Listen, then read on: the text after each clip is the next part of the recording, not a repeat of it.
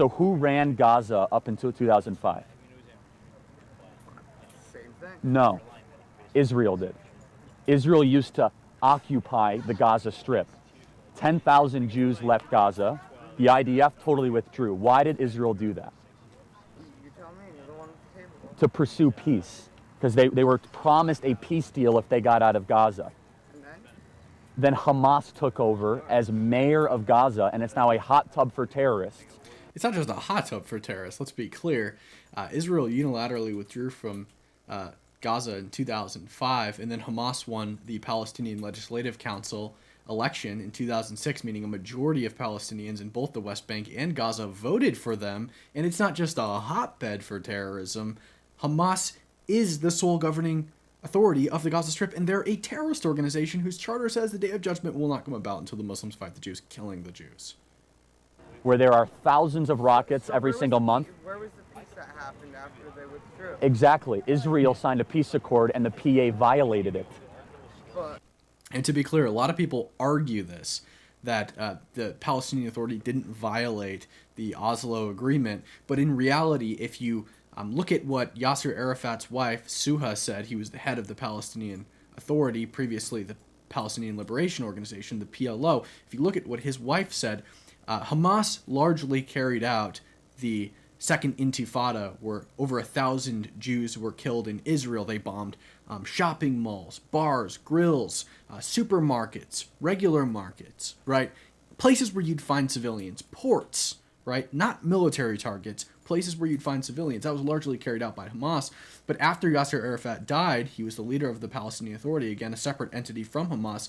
He leads the West Bank, or the Palestinian Authority leads the West Bank. His wife went on television and said that after the failed Camp David negotiations with Bill Clinton, Yasser Arafat instructed Hamas to carry out the Second Intifada because he was unhappy. By the way, Israel promised Yasser Arafat everything he demanded, but he was unhappy with it. He denied any collaboration with the Israeli government. He didn't like the way it would cause his people to perceive him, and he went home and he killed innocent civilians.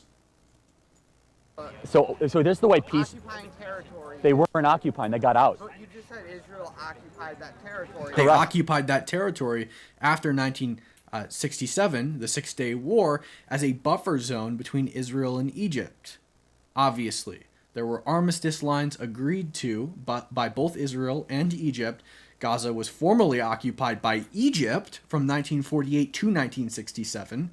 But nobody complained about that. Nobody complained about Gaza being occupied by the Egyptians. Why? Because they're Arabs, obviously, right? People only complained after Egypt instigated a war with Israel, and they lost that war, and then agreed to armistice lines that included Israel's capture of Gaza as a buffer zone between them and Egypt. And Egypt would go on to attack Israel multiple times afterwards, so it's very clear that buffer zone was necessary. Gaza until they got out. So that's not. No, but they got out on a condition of peace. So they said, we will get our 10,000 Jews out of Gaza. So 10,000 Jews used to live in Gaza. Failed to recognize that they were occupying someone's territory, and that's Well, so who is Gaza's territory? Whose is that? it's Palestinian. Egypt. It's been Egypt for Thank you, 2,000 Charlie. years. Okay. So so since you understand this, maybe, how did Israel win back that territory? Sinai deal. Right. So in the 1967 war, they pushed back Egypt all the way to their borders, and so they gave up the Sinai Desert in pursuit of peace with Egypt. That worked. That worked. So then they kept. And it's very interesting the manner at which they gave away the Sinai Peninsula back to Egypt, right? Again, they captured Sinai, which is separate from Gaza and much larger than Gaza, as a buffer zone between them and Egypt, just like Gaza. And the Jews have this thing in Israel where they refuse to be bullied into ceding to other countries. But if a country comes to them with an offer of genuine peace, Israel will hear it, and they will usually accommodate it. So what happened is Egypt, under Nasser, said that they want to annihilate the Jews. The Jews don't belong in the Middle East. We need to wipe Israel off the face of the planet. And Egypt says, Israel says, we're not having that, right? We're not giving you Sinai back if your goal is to wipe us off the face of the planet. We obviously need it as a buffer zone because you clearly can't behave yourself, right? So that didn't work.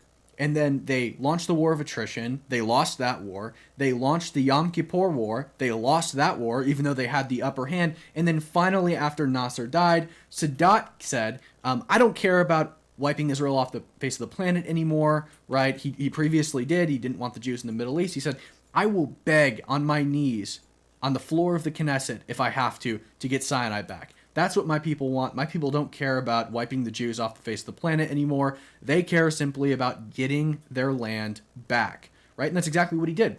Sadat went to the Knesset. He met with all of the leaders that he had previously been at war with, and he negotiated for peace, and he got Sinai back, right? Both Begin and Sadat won Nobel Peace Prizes. But to show you how barbaric these people are, Sadat sent his son to the Nobel Peace Prize ceremony because he was afraid he'd be assassinated by his own people at the ceremony. Instead, he was assassinated by his own guards at home. Just for collaborating with Jews, just for creating a peace deal with Jewish people. The occupation of Gaza, which there's factories and rolling hills and vineyards, a lot of wealth there. There's 2 million people that live in Gaza, more or less. 10,000 Jews lived on the eastern skirt of Gaza. So in pursuit of peace, in the 2005 peace talks, Israel said, you know what? We want peace, and as a condition, we'll get out if you guys have real peace with us. Stop launching rockets, stop building terror tunnels, stop killing our children, all these sorts of things. Are you pro-Hezbollah or? Can I ask you a question? Sure, happy to. What formal education do you have? Plenty. I mean, formal education. If you're going to argue from authority, that's a logical fallacy. Tell me why I'm wrong. Don't tell me how many degrees you have. Don't ask me to change the conversation. I'm actually, I would argue I'm more informed because I didn't go to college, and I've traveled the world, and I've met with world leaders, and I've read many books. So tell me. Read books, folks. Read books. Your formal education doesn't mean shit if you don't pay attention in class and skirt by with a C. How am I oppressive? Take this. So I don't have a degree either. Just like Charlie, I don't have a degree. I'm a college dropout. I guarantee that I know more than 90% of the world about this conflict specifically. Now, I was a business major for 3 years. I couldn't tell you shit about business administration. I don't know anything about it, right? I didn't pay attention in class. I got C's and went to parties. I don't know anything about business administration, but what I did is I found something I care about and I self-educated. Politics. Can you name one example of how I'm oppressive? I can name a lot of examples. Can you name one? Name one example of how I'm oppressive because you just said it. Literally here telling people that they are wrong about views and Well, no, they just don't have facts. Can you tell me one time that I've been wrong about anything I've said? Tell me a time that Israel has launched an offensive war. to Lebanon. They didn't. They're attacking Hezbollah. It's within their It borders. was to Lebanon. They don't just attack. Hezbollah occupies southern Lebanon, which is Iranian funded, is it not? Really? I had no idea. Thank you for informing me. Anytime. That is Maybe if you so- didn't go to college, you would learn more. Oh, you're so right. You're so right. Here's the thing, but like IDF is a terrorist organization. How is the IDF is a terrorist organization? Yeah, no, according to a lot of people. Wait, hold on a second. The ID. Not me, but like a lot of countries around. Why is it that they haven't built a new school or hospital in the last 5 years? Hundreds of millions of dollars pour into Gaza. It's because Hamas runs Gaza right now, and they're a terrorist organization. So Israel got out of Gaza in 2005 in the pursuit of peace. 10,000 Jews were actually forced out of their homes in the pursuit of peace. Gaza got. It's not just that either. Let's make very clear the accommodations that Israel makes for Muslims living in Israel. They're Muslim citizens. Look at the Temple Mount. Jews aren't allowed in the Temple Mount. You can't go to the Temple Mount and worship there as a Jew, right? Israel owns Al-Aqsa Mosque and the Temple Mount. It is the single most holy site in all of Judaism. It's like the third most religious site in Islam. But what do the Jews do? What does Israel do to accommodate their Arab Muslim brothers and sisters who are citizens of their country? They say, Jews, you pray on the wall. You pray on the western wall at the foot of the Temple Mount. The Muslims, they can pray at Al-Aqsa Mosque on the Temple Mount. Jews can't do that. Jews cannot do that, and that is only to accommodate the Muslims. As far as humanitarian aid goes, Israel shipped 130 to 200 humanitarian aid trucks through the Karim Shalom crossing, which is bordering Rafah, from Israel every single day. The Gazans survive on a diet of over 3,000 calories per day per person, which is more calories than almost any human being needs to survive and maintain their weight. That's according to Forbes. More dangerous. It became a hot tub for terrorists. You know where Hamas's money is being spent? On terror tunnels and rockets being shot towards Tel Aviv. Where were those 2 rockets shot 2 weeks ago out of? They were shot out of Gaza. Yeah, 2 rockets. Oh, what's the big deal? Yeah, who cares when Jews have rockets shot at them, right? Because Israel is fighting a defensive right for its own national sovereignty. All Israel has done since 1967 is go backwards. All Israel has done. The UN sent an Asian diplomat, I forget his name exactly what it was, to go investigate crimes against humanity in Gaza. Israel did not allow him to enter Gaza because they said his visa wasn't valid, and that was published in an Israeli newspaper. Okay, so I'll have to look Big surprise, you need a visa to enter a foreign country. What? I'm going to Israel in a couple months, and I had to apply for a visa. If you don't have a valid visa, they're not going to let you in. And I'm the goodest goy on the face of the planet. All I do is worship Israel, right? If I don't have a valid visa, they're not going to let me into the country. Doesn't matter who you are. Same thing with Charlie. They're not going to let Charlie into the country if he doesn't have a valid visa either. If that's the case, then I'll say that you're correct. But here's the question, though. So Israel is the only democracy in the Middle East right now. They're practicing democracy. Muslims, Jews, and Christians. Well, they can. Hold on a second. First of all, many Palestinians in Palestinian Authority, that is in Zone B, not Zone A, can vote in elections. Secondly, yes, and Israel offers them citizenship every single year.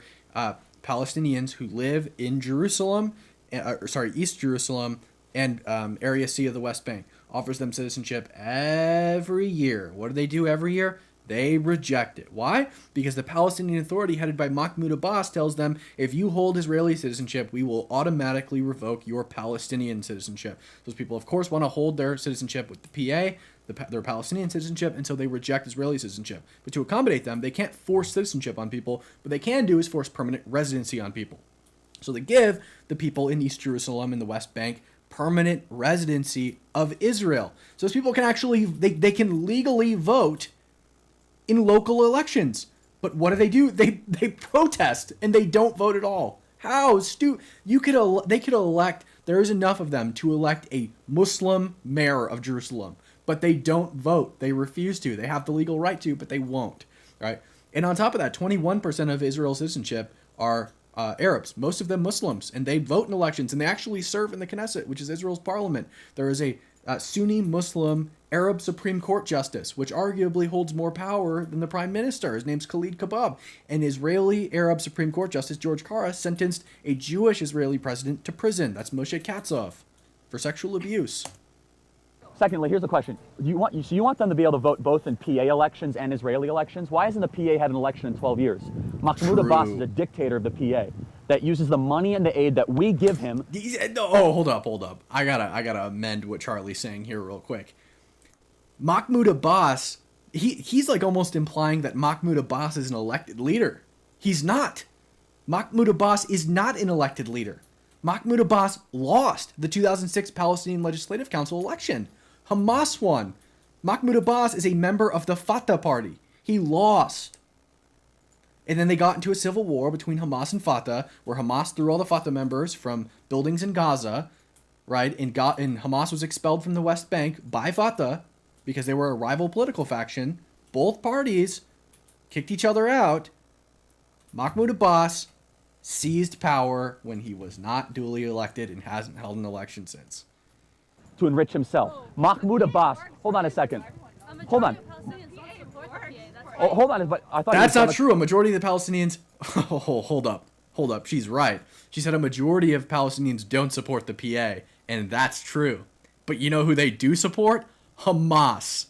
So I believe it's 54% of Gazans support Hamas, 56% of West Bankers support Hamas, and then the rest support the PA. So basically a majority support the PA, but an actual majority support Hamas. Pretty much either you support Fatah or you support Hamas, or you support some other like fringe terrorist organization that splintered off of the PA or PLO, like the PFLP or the DFLP, which is like 1% of people, right? They got like 1% of the vote in the 2006 election, right? So she's right, but she's extremely disingenuous because the majority of Palestinians support Hamas or Fatah. It's split almost 50-50 with the majority supporting Hamas. Democratically elected. They're polled every year, by the way. You guys have students against the Palestinian Authority, not students against Israel. The Palestinian Authority. Yeah, there you go. Holding guns against Palestinian children. They can't do that because the only reason you can have a students against the PA instead of against Israel, because the only reason Palestinians don't support the PA is because they collaborate with Israel. It's the only reason that people prefer Hamas is because the PA and Mahmoud Abbas are viewed as Israeli collaborators because Area B of the West Bank is jointly controlled by Israel and the PA in terms of security. Well, the Palestinian Authority was democratically elected 12 years ago. Mahmoud Abbas has not had any checks and measures against him. In Nablus, he lives in a 25,000 square foot mansion. Here's the bottom line. Mahmoud Abbas was not democratically elected in 2006. Charlie's wrong. Is that He lost. Arabs are better served under an Israeli government than under the Palestinian Authority government. Arabs are... I'm sorry, what? Wait, I'm sorry, what? When they're in the ground dead. That's where I'm No. Again, 21% of Israel's population are Arab. They're full rights bearing. They're allowed to purchase land. They're allowed to vote in elections. They're allowed to do whatever they want, go wherever they want. They're allowed to worship wherever they want. Jews are not allowed to worship wherever they want in Israel. Arabs are also exempt from mandatory conscription. They're not drafted into the military, whereas all Jews are. Israel, there's, affirmative action programs in Israel for Arabs and Muslims to get into universities or to get jobs. Arabs and Muslims have special privileges in Israel over Jews, which is crazy. What are you? A majority of Palestinians end up dead? How dare you say something like that? Their population is 5x since the 1950s. In the current war, their birth rate doesn't even outpace the death rate. They're literally going to move from 2023 into 2025 with more people than they had in 2023 when the war started. 15.5 million people that live in the Palestinian Authority, half of them end up dead? So you're trying to tell me that 7.5 million Palestinians have been killed? Is that what you're trying to say? 7.5 million live in the... I've never seen that number. Well, it's actually 15.5 million is if you count the PA and Israel together. You're right. It's more 6 million in Palestinian Authority, 9.5 million in Israel proper. So it's about 15 combined. So 6 million. So he's not distinguishing Palestinians and Arabs because they're not the same thing. Arab Israelis are not Palestinians. Palestinian is a nationality, not an ethnicity. So Arabs who hold Israeli citizenship are Israelis. They're not Palestinians. They're not the same thing. It's not an ethnicity. Because look at this. Like Jordanians, Palestinians, and Palestinians in the West Bank and Palestinians in Gaza, they're all the same people. And Arabs in Israel, all the same people. Genetically and racially, they're the same. They're not different. The only difference is they hold citizenship to different countries, right? So Palestinians hold citizenship to the Palestinian Authority. Arab Israelis hold citizenship to Israel. And Jordanians hold citizenship to Jordan. But they're all the same. They're all related. They're literally, like, if you talk to somebody in the West Bank, they almost definitely have family in Jordan. And not just like other people of Palestinian descent, like just other Arabs, like Hashemites, right? If you talk to somebody in the West Bank, they probably have family in Gaza. And if you talk to Palestinians in the West Bank, they probably have family who are citizens of Israel, right? They're the same people. 3 million people have been killed? 3 million people have been killed by the IDF? That's not even close to being true. So let me ask. There's a difference between Zionism and anti-Semitism. Then build it out for me. You don't support the state of Israel doesn't mean... So let me get this straight. You don't hate Jews, you just hate the Jews' right to exist in their homeland. No! Okay. Wait, hold on a second. That's They're not black. You want me to exist, right? Yeah, exactly. So That's like saying, like, I think it's so funny when people do this weird thing. They do it with abortion a lot too. Like, you're a man, you can't have an opinion about abortion. Charlie, you're not a Jew, you can't have an opinion about Israel. It's like, dude, are you a victim of the Holocaust? No, obviously not. Are you black? No, obviously not. Do you support slavery? No, obviously not. Do you support the Holocaust? No, obviously not. Oh, so you have an opinion on these things, right? Even though they don't affect you? Weird. It's almost like you can have opinions about things that don't directly affect you, and you have just as much a right to speak out about those things as people who it did affect. that's one of the worst identity politics arguments. Just because I'm not something, it doesn't make me wrong. There you go. That's not in line with conservative politics. How so? Because there is no separation of church and state. Then why can let me ask you a question? Why can Christians freely practice their religion in Israel? Wait, there's no separation of church and state in Israel? Israel is largely a secular country. There are Muslims in the Israeli government. What do you mean there's no separation of church and state? And I know what he's about to say. He's about to say exactly what I said earlier, that Jews can't pray on the Temple Mount. Right? Only Muslims can. What do you mean there's no separation of church and state? Israel was a secular project. Read Theodore Herzl's book. This is the father of modern-day Zionism. The entire idea of Zionism was to create a new Jew that's not held back by or shackled by their Orthodox religious beliefs, which is exactly why Zionists in the old Yishuv, Orthodox Jews who were in Israel largely from the Spanish Inquisition in 1492, when the new Jews got there in the 1850s, they weren't accepted by the old Yishuv because they were Orthodox religious and they didn't like this idea of the new Jew who left religion behind. And the reason they wanted to leave religion behind is because in Europe, their families were slaughtered and raped. And they were pacifists. And so they didn't do anything about it because of their Orthodox religious beliefs. So they decided, we're willing to sacrifice our religion or some of our religious beliefs if it means that our people will stop getting slaughtered and raped. And that was the whole idea of Zionism. Every modern early Zionist essentially was secular.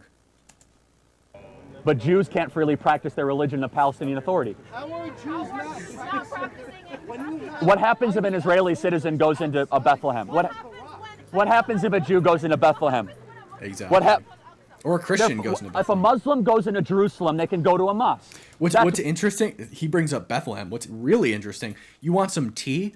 Look up the demographic breakdown of Bethlehem. Because when the PA got their fangs on Bethlehem, it was 80% Christian and now it's 80% Muslim. So fucking square that one for me. That's what happens. You know what happens Birthplace of at Jesus. Al Aqsa Mosque? People are turned away because they can't pray in their own place. Well, hold on a second. They have full access to Al Aqsa Mosque. Hell I yeah, was there Charlie. myself. I was around 500 Muslims on the Al Aqsa Mosque. Hold on a second. Jews' heads are cut off in Hebron if they go to Hebron. Jews and Israelis are not allowed in Palestinian Authority. So I was in Hebron 3 weeks ago. Muslims, they're saying Muslims can't pray on Al-Aqsa. They have exclusive right to Al-Aqsa. Jews and Christians can't worship on the Temple Mount. Only Muslims can. And that's an Israeli rule, not a Muslim rule. Israel owns it. Ago. You know what happens if a Jew goes? If a Jew goes to Hebron, their head will get cut off. Okay, so Jews are not allowed in the Temple Mount. You do know that, right? No, I'm saying Palestinians, Muslims going into Al-Aqsa. Right. So it's very hotly debated. No, actually, when No, I it was is. there, I was praying at Al-Aqsa, and I saw IDF soldiers coming in while I was praying. Yes. Israel intentionally puts Arab IDF soldiers on Al-Aqsa Al-Aqsa Mosque to guard it, right, on the Temple Mount.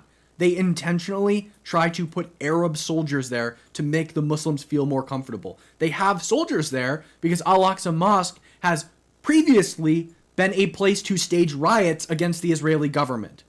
From your third holiest religious site, in the Jews' most religious site, you launch riots, right? That's why there are soldiers there, to protect it against Jews and Arabs, right? If Jews decided to riot on Al-Aqsa, they are there to protect the Muslims too. Did they stop you? Did they stop you from praying? They throw like tear gas. No, they don't. Not the Al Aqsa Mosque. Did they stop you from praying? I shouldn't be in fear while But they don't do what you That's say like they're saying, doing. oh, there was a police officer at my church. I'm just telling you, it's not true. Did they?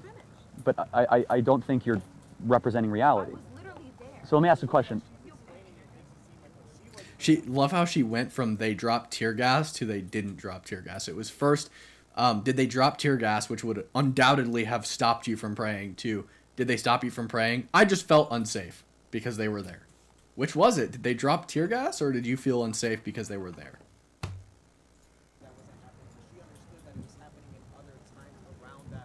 I I was there. You should not be able to prove your religion. You should be able, if a Muslim Okay, wants that's to- a really interesting point. So Jews should be allowed on the Temple Mount because the Muslims don't allow them on the Temple Mount right now. So Jordanian. The Jews don't allow them. The Jews put the Temple Mount under control of the Jordanian, what is it, Wufti or whatever, Wafa. Control the Temple Mount. It was since Oh, okay, Yeah, so since the Prophet Muhammad in the 7th century. The temple, the Al-Aqsa Mosque wasn't built to the 7th century. Jews possessed the Temple Mount since before 2000 BC. Over 4,000 years ago, the Jews possessed this Temple Mount, and they still allow Muslims to have exclusive right over it in the name of peace. so do you think? Here's the thing. So do you think Jews should be allowed on the Temple Mount? It's a So you don't think it's a Temple Mount? Because if you do, that's the very interesting thing. If you just say it's a Temple Mount, I'm putting you admittedly in a very difficult position because Muslims do not recognize it as the Temple Mount. right. They recognize it as their place of worship, and it's been that way since the beginning. Since the beginning of what? Since the beginning of Arab expansion to the Levant in North Africa? Since when? The 7th century wasn't that long ago. It wasn't that long ago at all. Islam is the newest of the 3 Abrahamic religions. Judaism dates back 4,000 years ago. Christianity dates back 2,000 years ago. And Islam dates back like 1,500 years ago. David, thank you very much. So, I mean, you could say whatever you wanted to say. It's a huge point. It's actually it's one of the biggest inhibitions of peace. I think that Jews and Muslims and Christians should all be allowed to go to the Temple Mount. Right now, Muslims do not allow Jews to go into the Temple Mount. One rabbi is allowed to go in once a year. That's it. That's the treaty. Why is that? How is that fair? Why are Jews not allowed to go? But I mean, Muslims are allowed to go to their holy sites. You just said you were allowed to go. It doesn't mean that other people aren't allowed to go. And if that's the case, then I'll totally denounce it. But you are a living example that you were allowed to go now. So. Jeepers. Crazy. All right, guys, make sure to like, make sure to subscribe. Join the Discord. The link is below. We do tons of debates in Discord. You'll get direct access to me, etc. And I will see you guys in the next one.